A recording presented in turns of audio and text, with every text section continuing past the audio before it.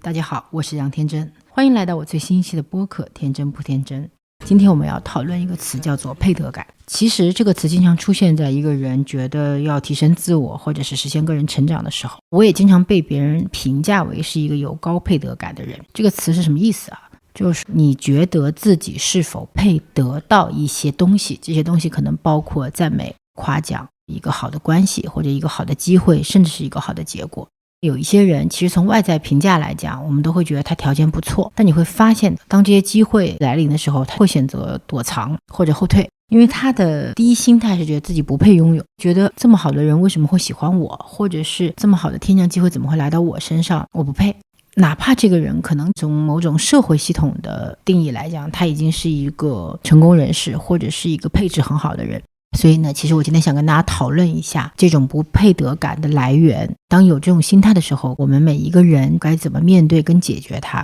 怎么样让自己成为一个有高配得感的人。首先，我们每个人生活在一个现代社会，其实是有两套运营系统的，一套叫外部系统，一套叫内部系统。外部系统大家都很熟悉，就是所谓的社会价值、社会共识、社会性对你的评价。还有一套呢是内部系统，内部系统是你跟自我连接的方式。其实我讲过非常多期的播客，都在讲人应该怎么样打造自己的内部系统，而配得感就是内部系统里的一个功课。但是我们通常是因为内部系统里的功课没有做好，而把这种没有做好的结果作用在了外部系统上，所以让我们在外部世界运转的时候失去了一些机会跟可能性。比如说我经常去上很多修行的课，课上呢会讲我们人要有无条件的爱，对这个世界有无条件的爱，我们要包容，要允许，甚至在别人伤害我们的时候，用一种包容的心去接受。但是这一切都是对于自己内部系统的修炼，而外部系统应该讲究工作效率，讲究目标性，对事情有结果的追求。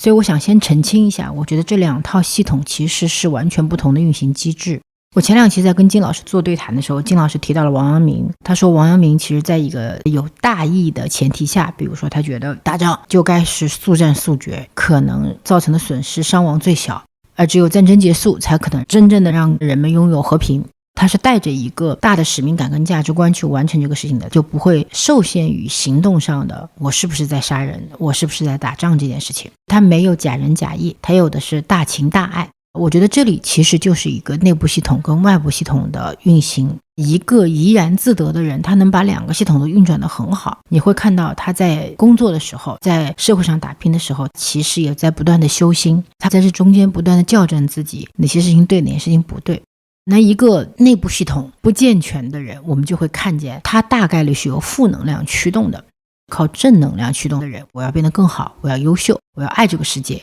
要有更大的能量回馈社会。于是他努力奋斗。被负能量驱动的，他觉得我不能被人瞧不起，那些曾经鄙视我的人，我今天被你看不起，明天就要让你高攀不起。其实有的时候在外部系统的运行中，负能量的驱动甚至比正能量的驱动更有效，它会让一个人成功的速度更快，因为在这个过程里他非常容易不择手段，他想要的那个结果是清晰的，目标感很强的。但问题在于，靠负能量驱动的人，他达到了想要的结果之后，大概率不会被满足，他可能还是不快乐，有那么一瞬间目标达成的虚荣之后，他会迎来无尽的空虚。而很多人内在系统满足，运行的好，能够本自具足的时候，不管外在的工作社会定位是怎么样子，他是快乐的，满足的，他知道他生命的意义。就像我见过有一些大学里的老师，他的收入非常的微薄，但是他受人尊敬，可能没有在论文啊、评优啊这些事情上去花时间，但他认真在做学术研究，他在完成教育学生这件事情，所以他自己其实是快乐的。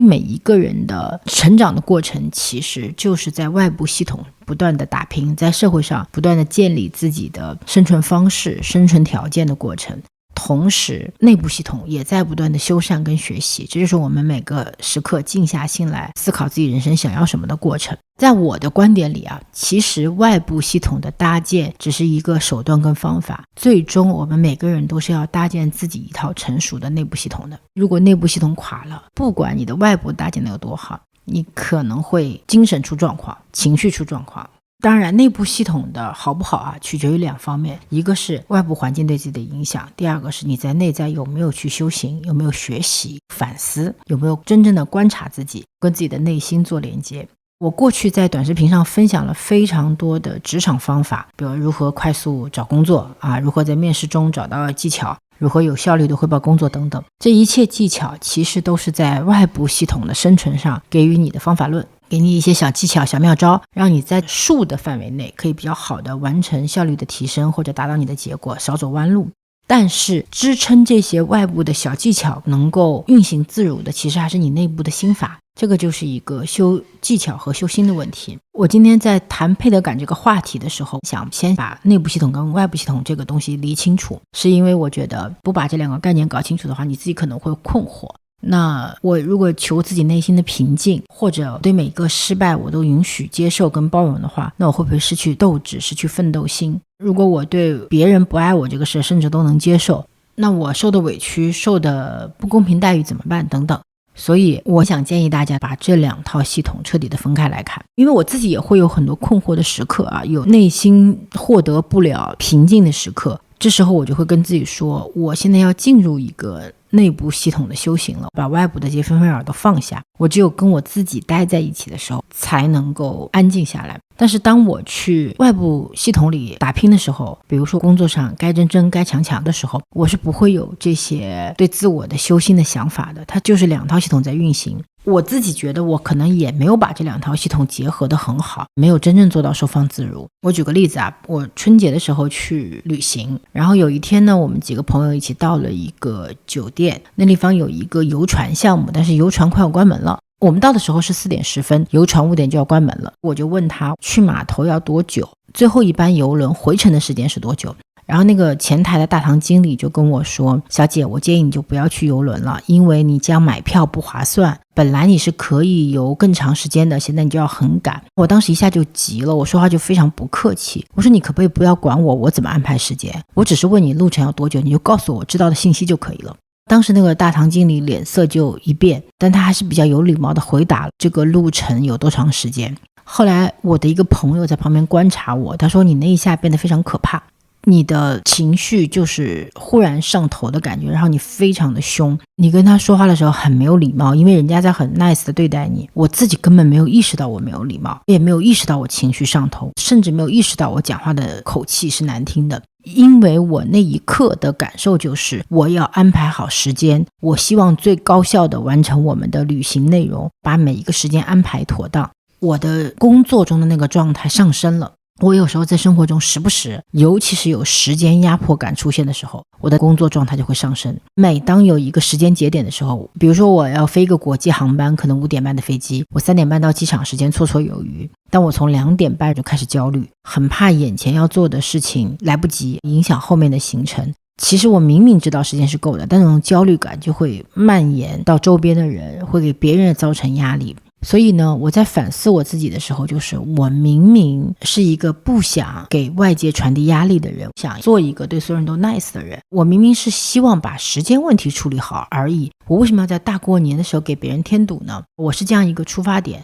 但是当触及到那个时间压力的时候，或者这个人的表述上，我觉得他冒犯了我，他在干涉我的敏感点的时候，我的那种工作状态就会上升，一系列的表述就会非常的糟糕。这个糟糕的结果就是做了我不想做的事情，对方其实 hold 住了，如果对方没 hold 住也有情绪反馈，那我们可能就进入一个负面加负面叠加的情绪反馈里面，也许就会发生更大的冲突，彼此都会很不开心。所以我的那个感想就是我的修心还不够，我还没有办法把我真正的认知运用到生活的每一个画面里去，好多时刻还是会被激怒，做令我自己讨厌的事情。我能看到这一点。讲到这里，什么叫配得感？就是我看见了我自己有诸多的问题，然后我允许这些问题发生在我身上。我不会因为我对自己有一个要求，觉得我是一个不讲礼貌、容易上脾气或者有情绪的人，或者我是一个可能90%的时间情绪都控制得很好，也许只有10%的时间会失控的人，我就认为我很糟糕。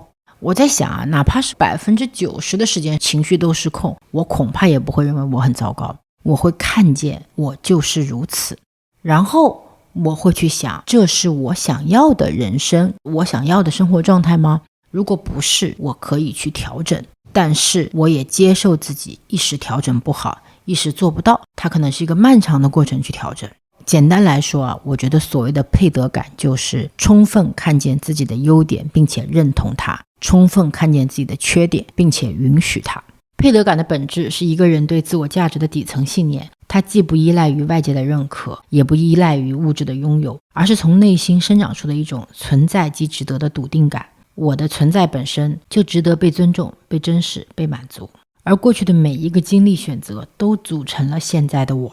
很多困难当下觉得痛苦或者艰难，但是换个视角，放到更长的时间维度中，它就成了历练我们的过程。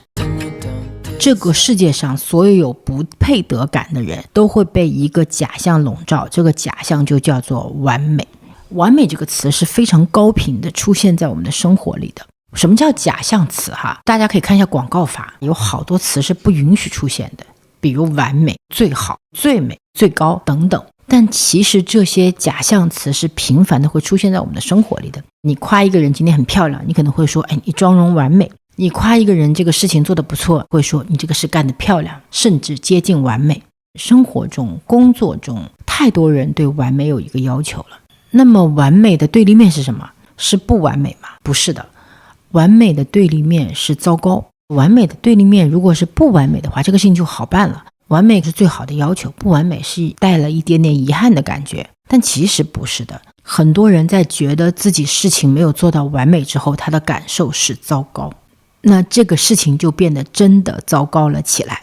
我为什么说完美最美最好这些东西叫假象词？因为它根本不存在我们对完美的需求其实是一种对假象的要求。比如你谈论一个人的身材，什么样叫身材完美？是有一个标准的曲线吗？有一个三维的尺度吗？有一个黄金比例吗？如果一个人所有的身高长相都在这个黄金比例上，他就是完美了吗？那除了外在之外，是不是会对他内在还有要求？你希望他谈吐优雅，学识渊博。如果这个人内在外在都好了，那他能不能有缺点？他可不可以放屁？会不会说话有口音？如果他这些都没有，这样一个人，那他会不会心里有压力？会不会不快乐？会不会共情能力比较差？会不会太容易骄傲？等等。你往上叠加要求这个事情是无止境的。一个人哪怕内外兼修，什么都好，他可以是优秀，他甚至可以是杰出，但他不太可能是完美。但完美这个词长期的笼罩在我们的某一种假象追求里边，所以当我们不完美的时候，我们会很难过，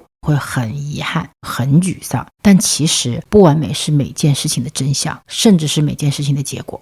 而我们在追求这些结果的过程中，因为自己没有到达那个所谓的完美标准，就会觉得自己不够好，把外在系统的评价回归到自己身上。一个事情没做好，可能会觉得很糟糕，今天情绪失控了，感受是我太不行了，太差了。外在系统的评价最后全部根究于内在系统，于是造成了强的不配得感。但这是两套完全不同的运营系统。外在系统里这件事情没做好，只说明这件事情没做好，我哪几点没做好，没做好的地方我可不可以冷静的分析总结，我可不可以看到下次我怎么做好。而没做好并不意味着你人不行，并不意味着你不认真，你没有付出，你不聪明。我们太容易把两套系统互相干扰了，由外在系统里的失败，从而对自己的内在系统进行评价，这是几乎每个人都会有的状况。每个人的心里都有一个内在批评家。比如说有的人可能身材偏丰满，想吃宵夜没控制住，就会有一个声音批评自己，你看你都身材这个样子了，你还要吃宵夜，还控制不住自己，你真是一个自控能力差的人啊！你看你自控能力这么差，你从小到大好多事情都没做成，就是因为你自控能力差，你没救了。不配吃宵夜，不配跟那些身材好的人在一起玩，不配获得别人的赞美，不配拥有更多的人生机会。这是很多人的心路历程，很多人就是在这样一种循环中觉得自己不配，觉得自己不该得到，因为自己做的一些事情不够优秀，不够完美，从而不应该得到一些东西。我的感受是这样子的每个人都有自己的需求，而每一个人去争取自己需求的时候都应该理直气壮。我可以争取不到，可以失败，没关系，但我有这个争取的权利，我有说出口的权利，我有向别人表述我需求的权利，这是我生而为人应该有的权利。没有人的人生是一帆风顺的。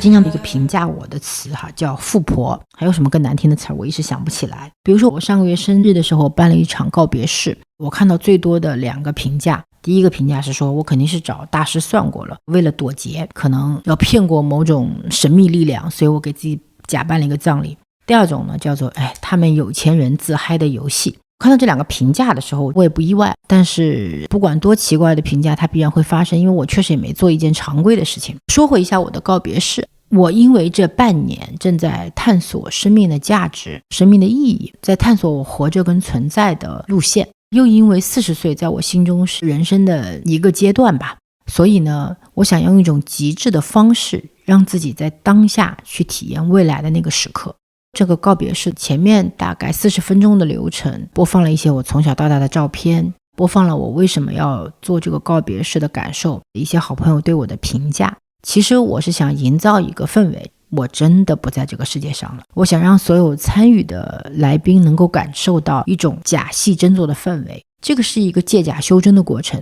如果你不把现场营造的特别真，每个人都会嬉皮笑脸开玩笑，会觉得你只是办了一场 party。 但是我觉得只有把这个氛围做真了，他的感触是不一样的。因为我的那个告别是我自己躺着的那个花床离所有人其实有一个隔断，他们看不见我。当真正的告别开始的时候，每个人要到我的那个花床前面，走到这个单独的空间里跟我说一句话。然后我躺在那里的时候，听见外面非常的吵，大家在欢声笑语，快乐的聊天。我那一刻的心情是很放松的。我觉得死了可能就是这样，比如说你今天过生日、结婚，有个喜庆的日子，你把大家请来，你今天死了，告别这个世界，是个悲伤的日子，你只是一个影子。不管发生了什么，这个影子让大家来到这个空间里，大家的相聚才是重要的。所以我特别开心，他们在外面是欢乐的，是自在的，是一个互相认识，老朋友可能很久没见，或者有一些新朋友认识的状态。我觉得那才是一个真状态，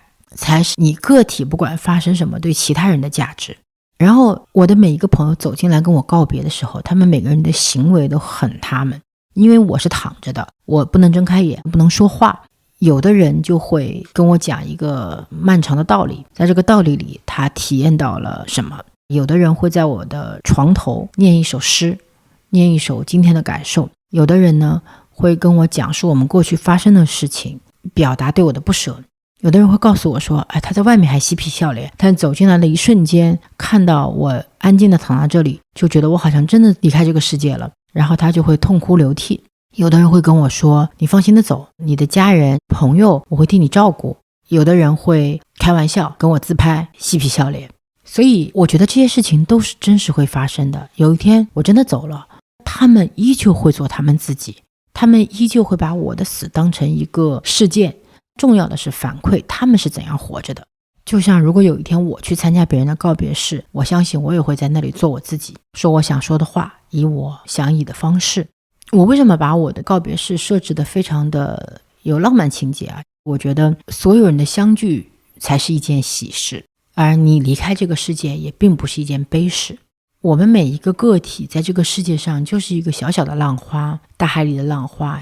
腾跃而起，然后融入大海之中，这个就是生命的归属。上次我跟金老师聊天的时候，金老师说我们每个人来这个世界上其实就是让自己的灵魂变得更好一点，然后离开这个世界。我要做什么能够让自己的灵魂变得更好一点呢？这是个巨大的命题，也可能是我从39岁的末尾，从40岁之后人生要去真正探寻的一个目标。我现在其实不知道，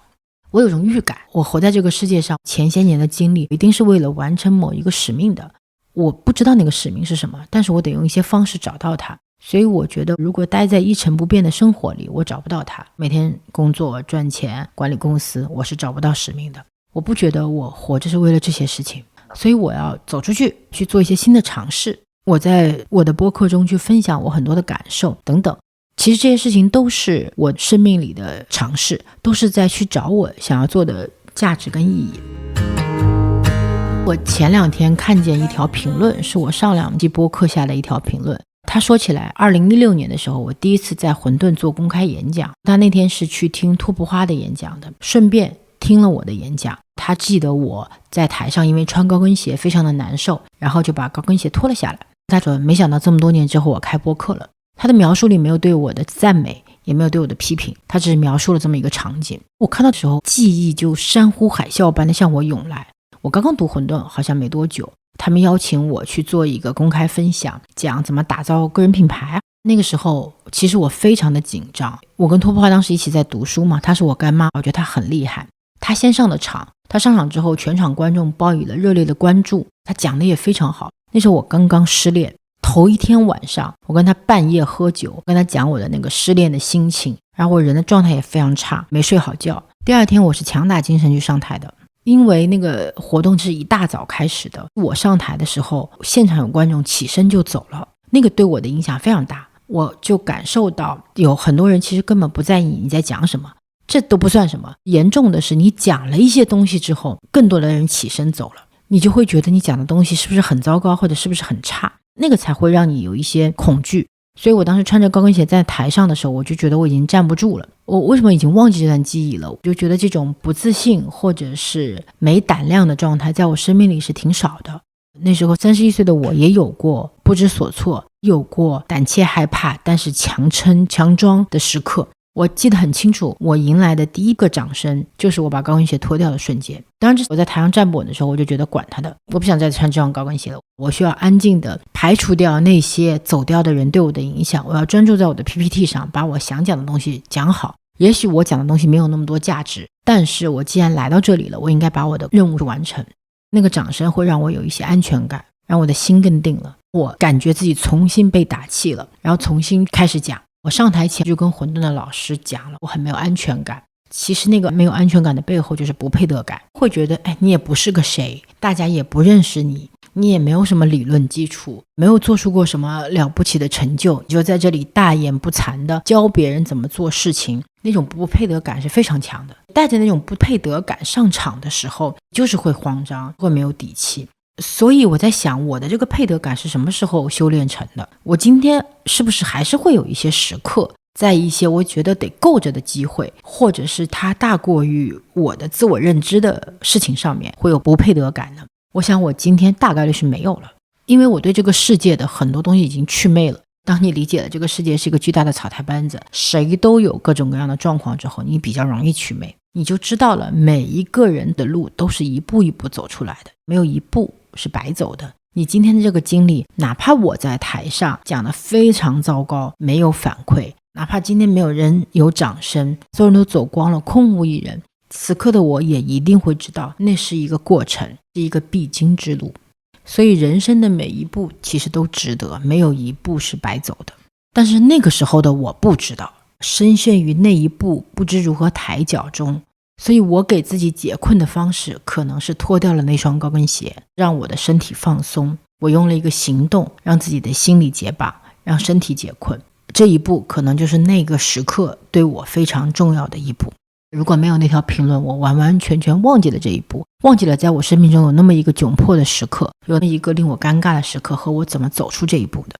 所以不配得感在我们任何人身上发生都很正常。我想跟每一个有不配得感的朋友说，太正常了。我认识几乎全中国长得最好看的小哥哥小姐姐们，各种演员巨星，我在他们身上都能看到非常强的不配得感。当然这群人比较特殊哈，他们身上通常有两种特质，一种叫太配得感，一种叫不配得感。这个太配得感是什么呢？比如说你今天有能力开一场演唱会，你的演唱会可能有10万人，10万张票瞬间卖光，你在舞台上一颦一笑一声一嚎，你随便唱两句，所有人可能都跟你呼应。我假想过这个场景，如果是我，如果我站在舞台上随便干个什么，大家都对你尖叫，我也很容易产生一种自我膨胀。所以如果你是这样一种状态下，你有膨胀太正常了，你会觉得你配得所有事情，然后你可能会走向另外一个极端，你觉得别人对你的付出都是应该的，别人爱你也是应该的，你值得所有。但在现实生活中其实不是的，你看到的在台上的这些光芒四射的人，他们内心有的时候是有极大的不配得感的。我举过一个例子，波西米亚狂想曲这部电影，当年这个男主角就是皇后乐队的主唱嘛，那个演员拿了奥斯卡的最佳男主角奖，不配得感让他在舞台上有了非常疯狂的表演，因为他知道那是自己的魅力时刻，他要在那个时刻让所有人为他尖叫，让所有人爱他，才能填补他内心的那个不配得感。其实我们看这部传记电影的时候，你能看到这个人的一生是怎么回事，在学校里是怎么走上他的巨星之路，之后又是怎么样的情感上人生中的分分合合，得到和失去。我有的时候吧也会被打上标签，这个标签可能是成功，可能是有钱，可能我的名字本身就是一个标签，在那个标签的背后，大家会觉得因为你成功了，因为你有钱了，所以你可以得到很多东西。其实这两者之间没有关系的，它的外部世界的运营规则，我只是把这件事情做得比较好，但我内心是不是一个自给自足的人，是不是一个快乐的人，跟外部世界没有关系。还是我开头说的，这两个运营法则其实是毫不相关的。我们强行干预，强行连接，你不会得到正确的结论。前阵子因为我瘦了嘛，我在小红书发了一篇帖子，我说我瘦了，但不是因为减肥。其实我整篇文章想讲的就是我没有刻意的减肥，但是我因为喜欢上了运动，所以我就保持了运动。我小时候刻意减肥从来都是立马反弹或者达不到结果，反而在我喜欢上运动，全身心的投入之后，我的体重变轻了，得到了正反馈，我就更愿意运动了。所以我觉得人应该找到适合自己的方式去获得健康的结果，而不是为了一个减肥的目标去做很苦的事情，达不到结果你还会痛苦。结果这篇帖子呢又引起了很多的争议，因为我常常有争议，但我对有一个帖子的价值观非常不满意。很多公众号转发了一个帖子说，因为我有一辆10几万的自行车，所以我减肥成功了。我觉得非常荒谬。首先是这样的一辆10几万的自行车对我来讲也是非常非常贵的一个东西。我刚开始骑行的时候，了解到所谓的名牌公路车的价格系统，我非常的震惊。因为我概念里自行车几百块钱一辆，几千块钱到头了。我知道有几万块钱的自行车的时候很错愕。其实我有3辆自行车，他们都价格不菲，但他们分别来自我的3个不同的朋友。我没有在买自行车上花过钱，全是别人送的。因为我的朋友们认为只有给我非常漂亮的配置，我才会去认真做这件事情。这个钱对他们来说依旧也不是小钱，但是他们觉得得这样子对我。我觉得那个礼物的意义不在于它的价格，而是在于有人愿意为了让你好，愿意去付出。那篇文章的核心意思是说，咱们普通人就别想着减肥了，这些明星有钱人背后都是有一套系统的，有一整个团队在帮他们减肥。我觉得也非常可笑。我声明一下，我没有任何团队因为我都甚至没有在减肥。骑行需要什么团队？我每天去骑车就好了，一周骑个2次3次。当然因为你有一定的物质基础，你可以买你喜欢的东西，或者你周遭的朋友有条件送你很好的东西。我接受贵重礼物的时候其实也是胆战心惊的，但是我觉得我回报这个礼物的方式就是好好的使用它，提高它的使用频次，并且让我自己身体变得更健康。我觉得这就是我对别人的心意一个最好的回馈。我配这样的礼物，这就是我的配得感。我想抨击的这个公众号的视角就是，他以你因为有一辆贵的自行车，所以你做到了减肥为切入点，告诉大家说你没这个钱就别这么干了，这很错误，不是一个可取的价值观。骑车这个事情，挑你喜欢的，在你能力范围内就可以了。我的能力范围够，不管买什么样的东西，那个都是我让自己开心的方式。我觉得我配任何可以让自己开心的方式，因为开心对我很重要。比如我过年的时候跟我妈去巴厘岛旅行，就在本地买了很多衣服。那些衣服呢其实也不贵，但我妈就觉得我买太多了，她一直在跟我说，你为什么要穿这么多衣服？你穿得着这么多衣服吗？我说我穿不着，但是我喜欢拍好看的图片。我拍图片那一刻，从一堆的衣服里挑出我觉得适合我的衣服那一刻，我情绪价值拉满，我很开心，我觉得我值得这样的开心。所以我有很多哄着自己跟宠爱自己的方式。我从来不吝啬表扬自己，赞美自己，鼓励自己，奖励自己，所以我会在一个正向循环里不断获得正向的能量。10几年前吧，我们家装修房子的时候，我就提出说能不能在家里装个地暖，这个地暖的钱我可以来出。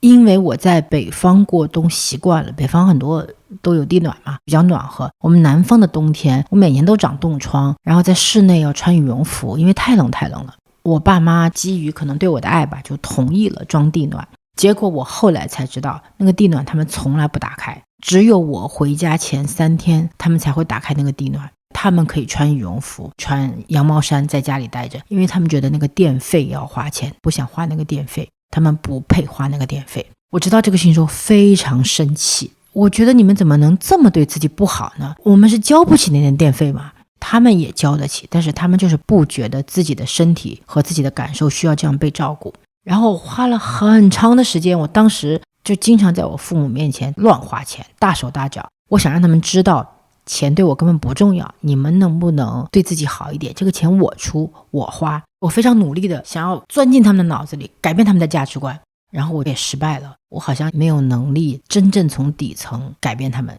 因为他们的生活习惯就觉得要节约，不该花的钱不要花，不要对自己那么好，不要奢侈的享受。我觉得开地暖这都是一种奢侈吗？这不是一个正常的情况吗？北方所有城市都有地暖呀。在这个问题上当时发生了很大的情绪冲突，你看今天我说到这个事情都还会有情绪。不配得感是根深蒂固的，由于物质的匮乏、赞美的匮乏，让一代又一代的人深深觉得自己不配。不配得感的来源它背后的逻辑是，我觉得把人物化，我得够优秀、够漂亮、够杰出，我才配拥有更好的东西或者最好的东西。我认识一个上市公司的 CEO 我感觉他过得非常的不快乐，对自己的要求很多。他公司已经做得那么成功了，但是他对自己很不满意。我就跟他稍微探寻了一下背后的原因，他就说起来，他小时候考全班第一的时候，他爸会要求他保持第一，保持谦虚，你这次考第一不算什么，你要一直考第一才是本事。所以他在成长的过程中，哪怕已经取得了阶段性的成绩，他没有被表扬过，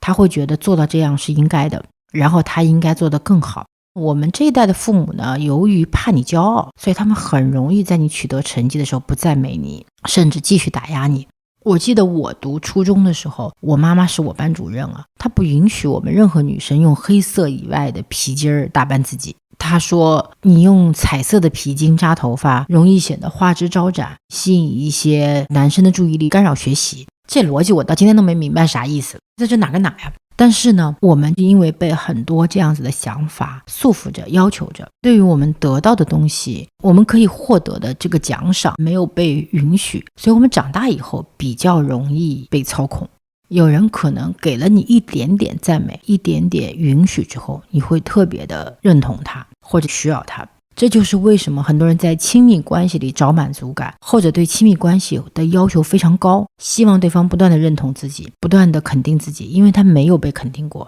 他有一个喜欢的人，这个人可能也喜欢他的时候，他就特别需要得到这个人的认同。所以不配得感会带来的问题是一系列的，它最大的问题是容易被操控。那我们要怎么样解决这个不配得感的问题讲最本质的4个字，就叫做本自具足。你相信你自己本来什么都有，而如果暂时没有外界给你鼓励和赞美的时候，请自行解决。大家可以做这么一个练习，每天自己夸自己3次。然后你身边会有很多人嘛，有的人很丧，一定也有高能量的人。你找这高能量的人，跟他讲一遍你觉得你做的不错的事儿，你让他夸你。我讲过一个游戏叫夸我，所有人绕一圈夸你，这个夸会让你得到很多的能量。谁不喜欢被赞美呢？谁不喜欢自己的优点被洞察、被发现呢？然后你要不断的固化这个模式，是可以从这个赞美里真正获得能量的，因为你感受到被爱。除了夸奖之外，第2个最重要的词叫允许。我们绝大多数人的痛苦都来自于不允许，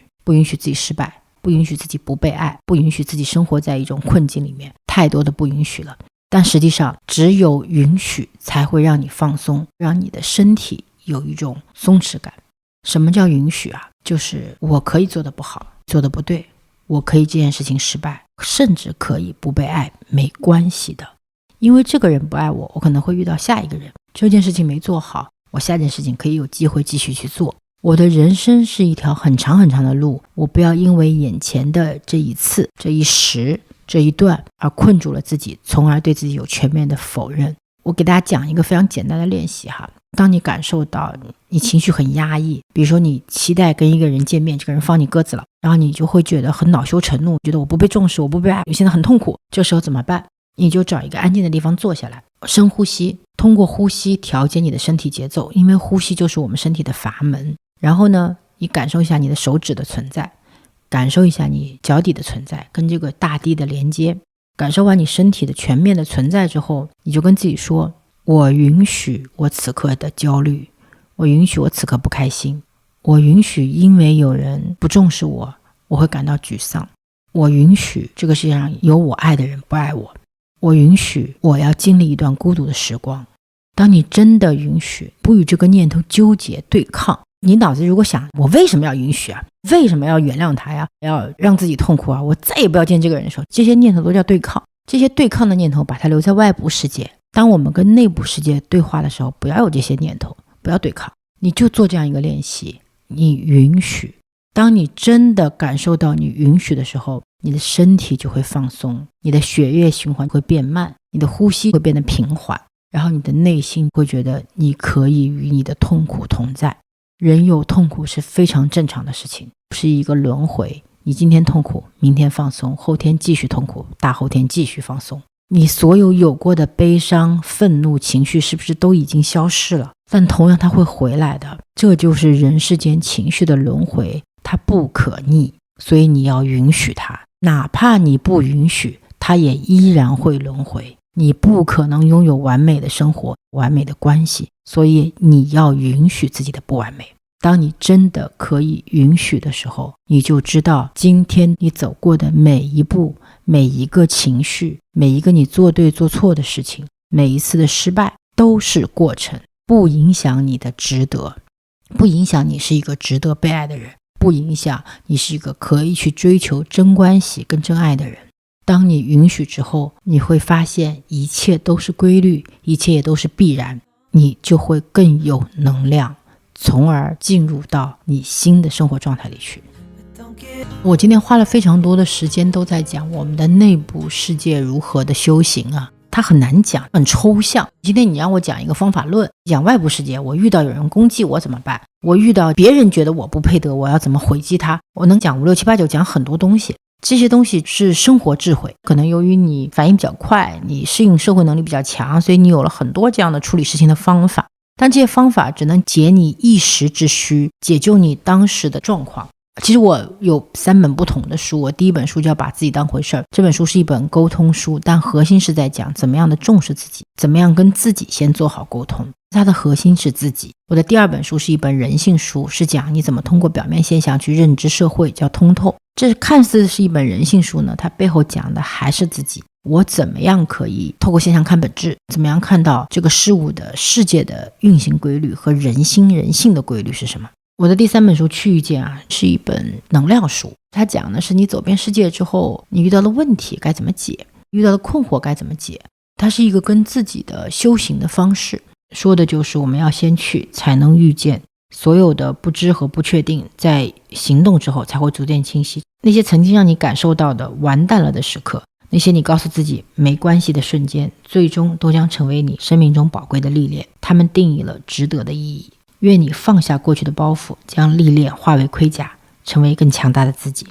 其实这3本书都是跟自己的修行，通过沟通理解人性，走遍世界去修行。修行这个词我有一度非常反感，谁跟我提修行我都觉得这个人太装了，咱来点实在的吧。我现在去理解修行可能是完全不同的概念。有的时候很多人会有一种假修行，它好像是一种修行的状态来逃避问题，但真正的修行是直面问题，是去谈恋爱，去工作，去遇见，去是行动。你没有行动本身，你谈什么修行呢？你没有外部世界的规律，它不会给你刺激，让你去探寻你内部世界真正的在意是什么，而你也没有机会去探寻你在意的背后的原因是什么。比如说我最近有一个洞察，我在恋爱关系也好，亲密关系也好，遇到问题的时候特别喜欢撤。我谈恋爱时间都很短，可能6到8个月我就要分手，是因为当你经过这个蜜月期之后，你会遇见真问题，你发现可能性格不合，或者底层有一些东西大家都不装了，矛盾出现了。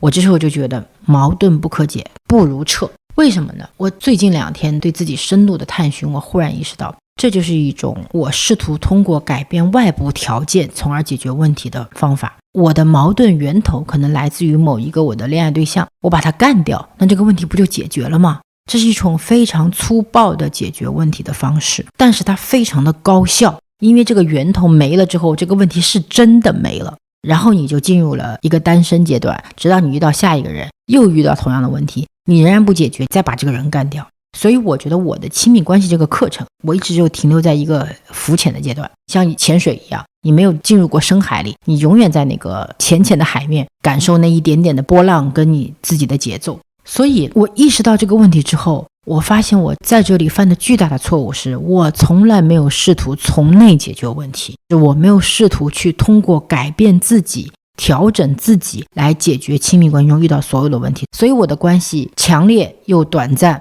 没有深度嘛，你们根本没有经历啥的，那就很无聊啊。因为我害怕在亲密关系里的失控，害怕我的情绪受到他人影响，我不喜欢那种因为能见你或者不能见你调度了你的情绪让你失控的感觉，那感觉让我觉得我像一个小女孩，我很不是我，手足无措，很慌张。但实际上那就是你，因为每个人遇到了你在意的人，你如果有喜欢的人，必然会被他影响，跟你是谁一点关系都没有。不管你在工作中在事业上多强势多能干，在关系里只要是你喜欢的人，你都会在意，而只要你在意，都必然会影响。如果你不能面对你会在关系中被影响这件事情，你就不会拥有真正的关系。这些事情都叫真相。而在我给自己做这种深度的自我探寻，我触及到这个真相的时候，我忽然意识到，我过去的假关系是因为我在逃避解决我自己的问题，逃避面对我的真相。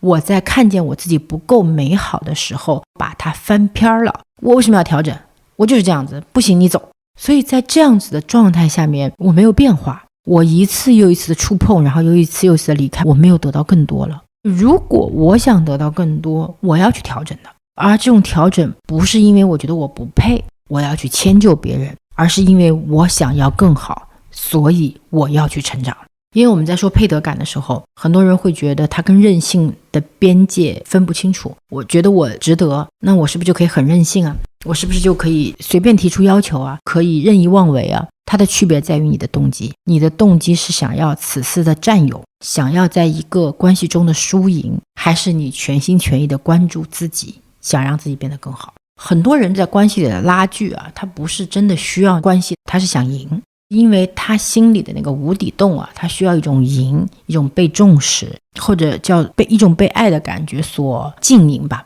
这样子他会有满足。而真正的配得感是看得见自己的不好，但是没关系，看得见自己的好，充分发挥它，自己觉得不好的东西才去调整，而不是别人觉得不好的东西我就躲避，或者因为怕别人觉得我不好而不去争取跟不做决定。我不知道我有没有把配得感的整个概念讲清楚啊。人生的成长过程就是一步步不断发现自己的问题，并且勇敢地看见自己的问题，甚至说出自己的问题，然后解决自己的问题的过程。比如我录播客的时候，我觉得我可能是一个很坦诚的状态，我没有在回避我现实生活中发生的，或者是我对自己的观察。这个坦诚有的时候是会对自己有一些伤害的，会有人攻击你，有人看得到你的弱点跟问题，这世界上必然是有坏人的嘛。但是我觉得也没关系，谁不受攻击呢？就算你把自己保护得很好，丝毫不露怯，你有了一个所谓的完美假象，就可以不受攻击了吗？有的人编造都可以编造出很多事情来攻击你，所以你不如坦率一点，自然的活着。因为真相啊，虽然会被一部分人攻击，但它同时会给一部分人力量。如果一个事情它可以给一部分人力量，是不是它就很有价值了？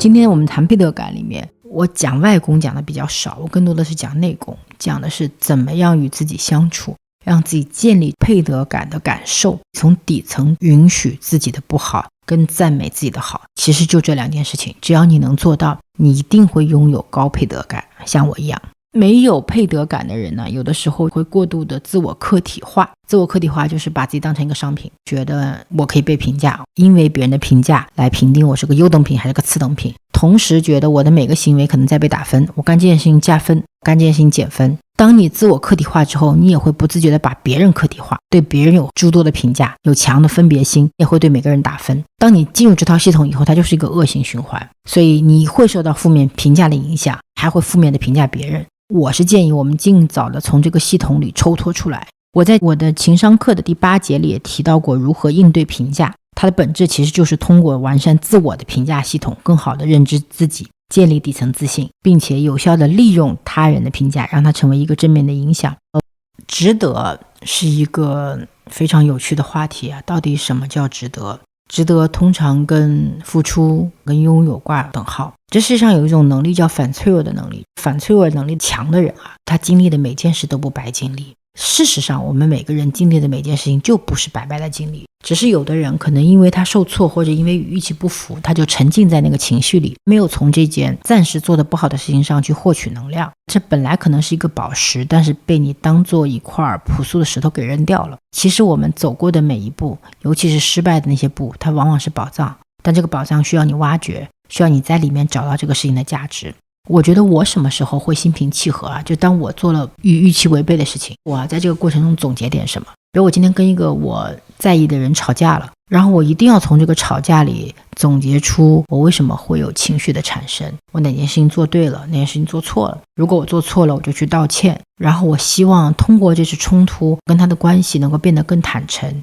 更亲密，我反而会因为这次冲突感谢他真实的跟我的表达，也许我们的关系真的会变得更好。所以我就觉得我不害怕冲突，因为我有使用冲突的方法，我也不害怕别人对我的负面评价，也是因为我掌握了使用负面评价的方法。这些事情本身都是对我们内心的一个照见，你把所有的经历当成一个学习跟修炼的过程，它就都值得，你就能从中找到你要萃取的适用于你的那个精华，你再把这个事情本身当做一个糟粕扔在你的记忆深处，然后埋葬它就好了。所以拥有配得感的人，他确实更容易获得幸福跟快乐，他确实更容易获得人生的正向能量。希望大家能够在人生的每一步里不害怕，然后都能从我们所有的经历里提炼出对我们有价值的部分，那就会获得一个值得的人生。每一步在你回看你的人生的时候，你会发现一步都少不了，一步都很值得。我们今天要去到河的对岸啊，这个路上可能有很多块鹅卵石，你得踩着鹅卵石过河。这鹅卵石有的大有的小，有的圆有的方，像我们人生的经历，有的成功有的失败，它们是以不同的鹅卵石的形式铺排在我们的眼前的。但是你不可能跳过那些失败的鹅卵石只走成功，你跨不过去。一步失败一步成功，甚至2步失败1步成功，无所谓的，因为这条路就是由这些鹅卵石铺排而成的，而每一步鹅卵石你都得踩在脚下，一步一步走过，你才能到对岸。所以不要害怕你眼前的鹅卵石是大是小是方是圆，因为没关系，每一步都值得，踩下去，踩过它，让它成为你脚下的那一步，你就能走到河的彼岸。